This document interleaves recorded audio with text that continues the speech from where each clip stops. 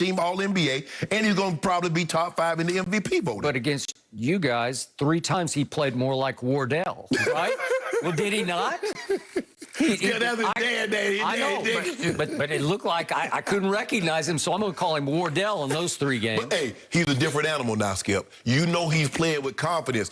I'm expecting to see the Steph Curry that we've seen over the last month. Do you expect to see that Steph Curry? I do not, because here's what Steve Kerr had to say yesterday. He said, we anticipate they're going to throw the kitchen sink at Steph, and you better believe they will. Multiple defenders said, Steve Kerr, different matchups, some blitzes, some kind of shadowing, that type of stuff. Yes. Okay, so you have 5 or 6 defenders, including LeBron, who can go bother Steph a little to a lot. KCP can go right at him right away. Caruso can give him problems. You can bring in THT to give him problems. Probably Shooter will start. I think Shooter can probably might start on him. Again, he's slightly shorter than Steph, but still. But he's quick. He can get up. He can get up in him. A little bit. But the point is, he will get doubled every time. Yeah, you should. The primary goal of the Lakers tonight will be make Steph give up the basketball as soon as he crosses half court. Because as Shooter said yesterday, one dribble past half court, he's in range. He's in range. And we got it. We know that. And that is true. That is a true statement. He has revolutionized the art of shooting the basketball from long range. There are no more bad shots, Skip. You remember there used to be, man, why would you shoot? That's a terrible shot. Not anymore. Okay, so Steve Kerr goes on to say, we've kind of seen everything. Steph has seen everything. And he says the key is Draymond. He has the answer with all that screening and dribble handoffs and that sort of thing. So they're fun to watch together. And I will give Draymond high marks for this. He does know how to free Steph, using his body, turning into 2 defenders and trying to knock both of them off Steph as he hands off to Steph. And a lot of times, Skip, what he's done, he's faked the handoff and dribbled and laid it up or dunked the basketball. So he's got very proficient because both guys get so conscious of Steph shooting that screen 3-point shot that Draymond has set for him. Draymond's like, oh, y'all want to go to Steph? Okay, I'll just go on down here and lay the ball up or I dunk it. So they're going to be cautious of that. There is no more, Skip, hedging. You got to blitz him. The bigs, AD, because if you remember, Skip, Steph put him up 3 because he danced on AD. AD was like worried about him going back, and he's darted and stepped back and hit a 3, put him up 5. So now they're going to probably try to put Drum in the pick and roll, knowing that Drum really does not want to get out too far and have them go by him. So look, we're going to trap him. I'm telling you what we're going to do. We're going to trap him. We're going to blitz him. We're going to get the ball out of his hand. And we're going to see if the other guys, the Bazemores, the Draymond, the Toscano Andersons, if they can beat you. If they can't, Jordan Poole, if they can, Andrew Wiggins, okay, we lost. They can't. We'll get ready for the Grizzlies or San Antonio. But Steph Curry is not about to go haywire. The one time they beat you, they came into that game early in the year at 6-6, having lost 2 straight in 3 of their last 5. So they weren't much. You didn't take them seriously. You had them down 19 in the first game, and you wiped them out in the next 2. What would that tell you about tonight? Wipe out. Well, we're the better team. There's no question about in my mind that we're the better team. But, Skip, for one game, one game, you've seen it in football. The better team doesn't always win, and this is one game. This is a game 7. It's not do or die, though, because if you don't win this one, then you get to probably this is do or die because I don't want to hear your mouth tomorrow. Okay, but then you probably get Memphis at home. We ain't getting nobody at home. We going on the road. When we play the Suns? Saturday, Sunday? That's what I'm talking about. I'm saying you have, you're working with a net here. You've got a net. No, we're the Wallendas. We don't do the net. We're going to walk across the Grand Canyon. We're going to walk across Niagara Falls or the tightrope with no net. Well, there's no pressure at all. Like, you're fine. You're way better than this team, except for one player. You can take him out of the game. And if by chance he goes crazy hot and goes into some twilight zone making 3s, and he makes he can win the game by himself then. Okay, well, he's capable of it. You will not allow it.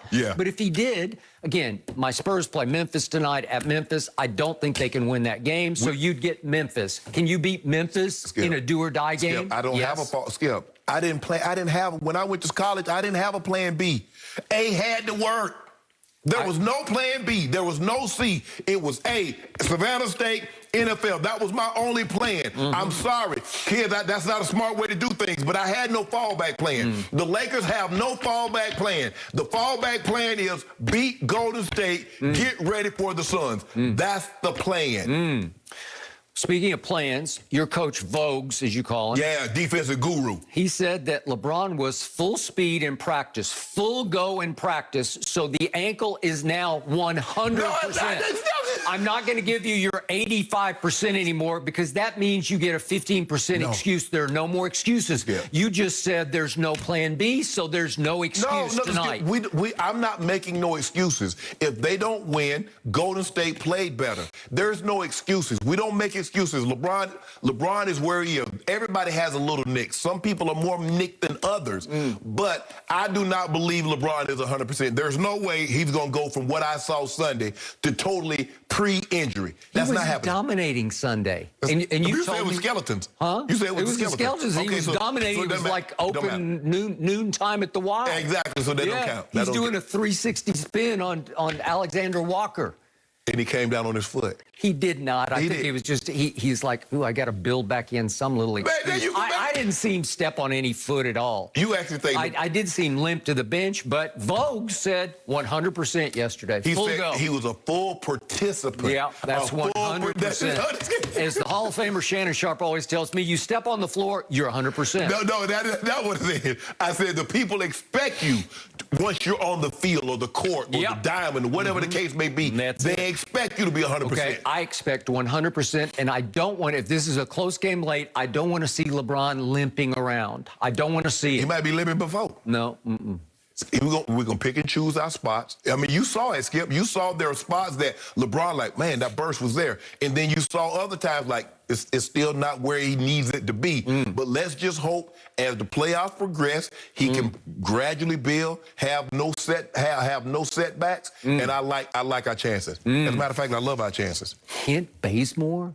Kevon Looney? What they got to do with anything? Toscano Anderson? Yeah. Seriously? They're in the NBA, aren't they? I'm laughing. This is going to be a 20-point blowout. Want to bet?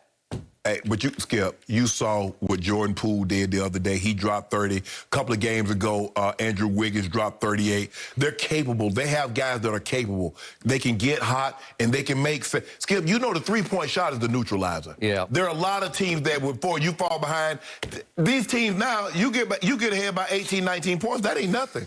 Because with the three-point shot, you're never really out of a ball game unless you're down by 25 with 2 or 3 minutes to go. But if you're down by 20 points in the first half with the three-point shot, that's nothing. Guys make 2 or 3 of those, you turn the ball over, they right back in the ball game. So here's my final problem with Golden State. What? If they had some serious hatred of the Lakers, if there was some serious, real, authentic bad blood going on here, then I'd say, okay, I give them a shot because they might come in with fire in their eyes in a one-game scenario. But guess what? After Draymond called LeBron the B word in Game 5 of that 16 finals, he became his business partner in the offseason because LeBron is greatest at keep friends close and enemies closer. Skip, maybe if it was Cleveland, but you have to understand these teams do not have a playoff history. This is not the Celtics Lakers. This is not Detroit Chicago. This is not Detroit Lakers. So there is no built-in hatred because I don't even know if they've ever seen each other in the playoffs.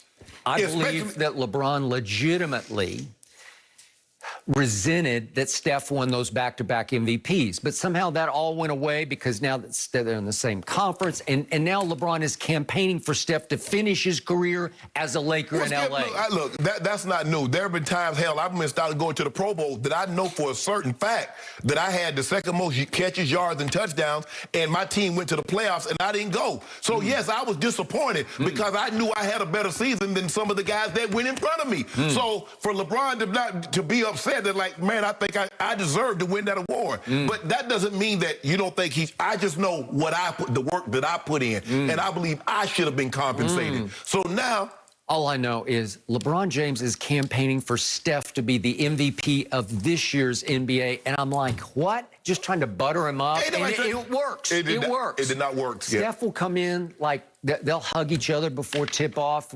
Maybe they'll kiss each other on the cheek like Magic and Isaiah. Exactly.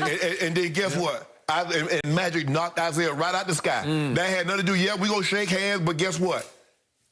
Now it's about advancing in the playoffs. So if I catch you up in the air, I'm gonna snatch your butt out. Draymond said yesterday, we're friends, but it's fun to go destroy your friends on the court. Baloney.